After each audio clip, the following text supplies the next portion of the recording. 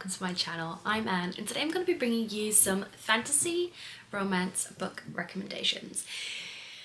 It's been a long time since I filmed. I decided to take a bit of a break because we had a lot of things happening at home, so I decided that I needed to take a little bit of a break to kind of reset, replan and get ahead of my content so I'm not scrambling for content every single week.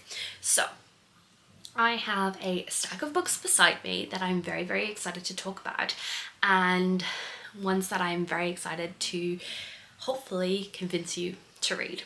So, the first book in this stack is A Court That's Cruel and Lovely by Stacia Stark. If you haven't heard me talking about this series, I've been talking about it for the past couple of months. I'm absolutely obsessed. I binged the whole series and I loved it, if you can't tell by the tabs. So this is the first book in a 4-book series with a interconnected duology that is now going to be following on, with book 1 already being released and book 2 going to be probably released next year. But in this one we're following Priska, and Priska is a young girl who has magic that she shouldn't have. Because in this world, when you are born, your magic gets taken away from you and is given to the king for him to hold on to until you turn the age of 25, and then your magic is given back to you in small doses, and your magic kind of comes through, and it's always something that kind of helps the community at large. But Priska still has this magic, and with these people who still have this magic in this world, who it's believed that they have stolen from the king. They didn't give up their magic as they were supposed to, and they are killed alongside their family who have hidden them this whole time. So in this one, Priska is almost getting in trouble and she has to go on the run. And while she's on the run, she meets a group of mercenaries and she has to go on this journey. She is trying to escape, and then something happens where she decides that she needs to go and complete this mission with the help of these mercenaries. I love this. This is a amazing story. The world building, the character development, the emotions that Stacia packs into all of these books, not just book 1, is absolutely amazing. Like, if you can't tell by the tabs, like, I am so obsessed with this series. I love it so much. It's its pride on my shelf, and I cannot wait to get special editions of this series. But I love it so much, and if you haven't read it, I highly recommend. If you're looking for a high fantasy, slow burn romance that is enemies to lovers, there is knife to throat, there is the one horse trope, there is the one bed trope. There's so many of the tropes that we all know and love just within this one book. So I highly recommend. Another one that is definitely not as known because it is a indie book, and I haven't seen anyone on YouTube talking about this, but this is By the Orchid and the Owl by Maria Montoya. This is a indie book and I love it. So in this one we're following our main character Reina, and as she turns 18 she then moves to this island where there is a school and you get given a magic. There is 5 different types of magic, and when you turn up at this school you get gifted this magic. And turns out that Reina also has a secret power that no one should know about, and she comes in contact with Cohen Steeler, who helps her hide this magic because the good council will hurt her if they find out. And we're following this slow burn romance as well, with Reina learning a lot about her family and about the good council and realizing that they might not be as good as they say they are. I really enjoyed this one, and book 2 is just even a step up from book 1, but this is so good. I love the romance here. I love how possessive and protective Cohen is of Reina.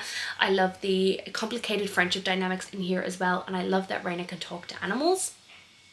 And I just love the dynamic she has with those animals. She's a wild whisperer, so we get to know her and we get to know all the different animals around the island, and it's just a really fun time. And I really want to reread it and annotate it because it's one of my favorite series, and I did read it on Kindle a while back, and then I arc read book 2.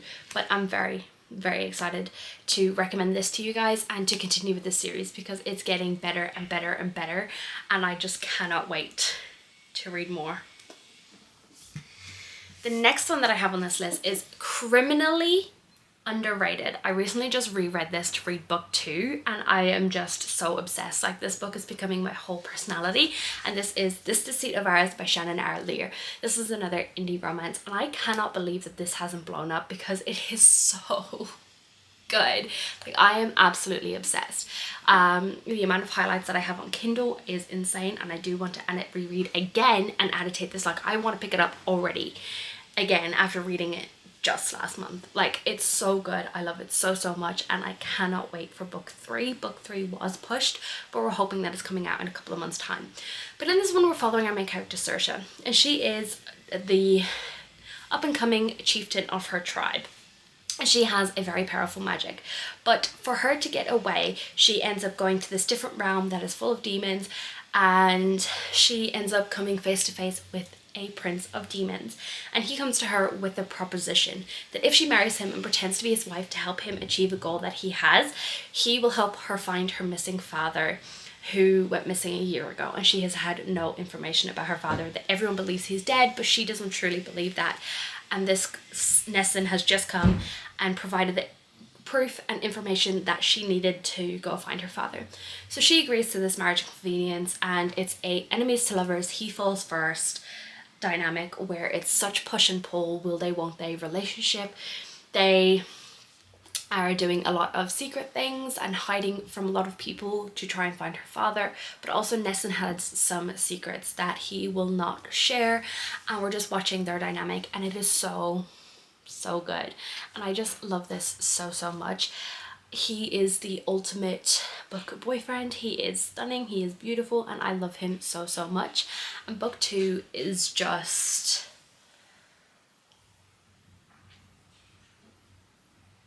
perfection. I cannot stress enough how good book 2 is as well. This whole series is just amazing. It's one of my top tier series, one of my favorite series of all time, and I haven't even read book 3 yet. I love it so much. Nessun and Saoirse are just chef's kiss. Like, I love them so freaking much, and I just cannot express how much this series means to me. Like, cannot express how good this series is. And if you haven't read it, if you haven't even heard of it, please just pick it up. It is stunning, beautiful, amazing, god tier, and I cannot wait for book 3.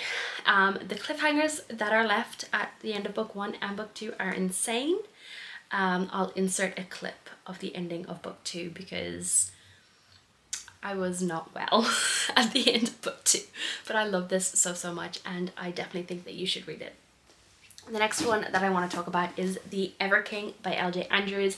Everyone probably knows about this series already. It has been traditionally picked up, so this is the indie cover. I don't have the traditionally published cover yet, but I'm very excited to pick that one up. But this is a fantasy romance with fae pirates, and we're following our main character, Livia, and she gets kidnapped by the Ever King, who is Eric. And he kidnaps her in revenge because her father killed his father. And we're watching them with this enemies to lovers dynamic where he takes her to this new world where the sea fae live, and she is exploring all these new things. There's such found family, the romance is beautiful, enemies to lovers, knife to throat, and just the dynamic between them is so good. I just talking about the books that you love is really hard because you just love them so much and you just want to explain to them. But I also love that we have artwork in these covers. I don't know if there's artwork in the entire published, but I truly absolutely love this series. It is so good. Just the push and pull between Eric and Livia is amazing, and watching them slowly fall for one another, even though they've already kind of been obsessed with each other since children, because Livia saw Eric as a child and kind of helped him through a tough time. So yeah, I highly recommend this series. It is so good, it is beautiful, it is stunning, and fae pirates, very unique, and just the amount of characters in here that you fall in love with is just amazing. Like, I want to reread this again, but I want it to be in the trad published book because I don't want to annotate this one because it's the indie cover. The next one that I want to talk about is Phantasma by Kaylee Smith. This is a dark fantasy romance. We're following our main character, oh my god, what's her name? Ophelia. And Ophelia's sister ends up entering the Phantasma tournament, where you have to complete a bunch of tasks that are based in the realms of hell, are set against the backdrop of the realms of hell, and you have to complete them to win a wish at the end. And Ophelia is like, I need to go save my sister. She is an idiot. I don't know why she's doing this. I need to go save her, and ends up in a position where she has to make a deal with a person within this game, Blackwell. And we watch their slow burn romance turn spicy. And I know everyone has probably already read this book, but I love it so much. I read it on Kindle again, but again I need to reread and annotate because this is just stunning and it needs all my sticky tabs in here. But I love the OCD wrap in here. It's from what I've heard, it is done really well, especially from own voice readers. I really liked how much that was part of the story and a part of Ophelia, and watching her try and overcome it was really interesting. I just had a great time. The reveals were great. I did guess one of the massive reveals at the end, at the beginning, like almost 100 pages in, but it still did not take away my love for this book. Like, I love this so much. I think I prefer this one to Enchantra, just because of the setting. I love Blackwell. I love the dynamic between them, and I just had a great time. And we have one more book on this list, and I cannot wait to show you how stunning this edition is. This is my special edition book, and I just want to show you because it is beautiful. We have Null and Void by R. Moody.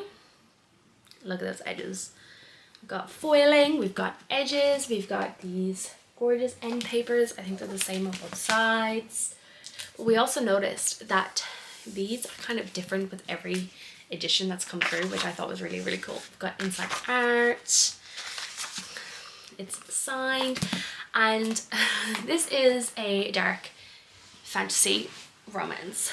It is a slow burn romance, I would say, because our main character Mika really fights against the romance, but we see how much they actually do like each other and are attracted to each other. This is about Mika, and she is a null, and in this world a null means that you don't have a power. But she has been trained her whole life to be an assassin, and she has now retired from being an assassin, and she was promised that she would never be sold again. Turns out she does get sold. She gets sold to this group of people who are on a mission to find a missing person, and Mika has to help them. And Mika ends up in this dynamic where she's unsure where she stands within this group, because they are a lot different than the people she thought they were. They are kind, they are like a family, and she really starts to fall in love with this group and become part of the group. And we watch her as she struggles with the rage inside of her. She has so much rage. She is the epitome of feminine rage, and I just love it so much, and I just cannot wait to read this again, because I also have the paperback edition that I want to read and annotate. But I am obsessed. Like, I love this book so much, and it's another indie book that I don't think a lot of people know about. But if you're looking for feminine rage, if you're looking for slow burn romance, if you're looking for found family, if you're looking for a badass female assassin who puts men in their places, then this one's for you. And like, just look at this cover. You need to read it. So that is some of the fantasy romance recommendations that I have for you today. I have a lot more that I would love to share with you, but these were a good start for me. These are all ones that I absolutely truly love, really want to reread and annotate, or just want to put in your hands and force you to read, because these books are so freaking good. So if you like this video, make sure to give it a like. Comment down below what your fantasy recommendations are, because I would love more, and I always love adding to my TBR. And subscribe if you want to see more content from me. Bye!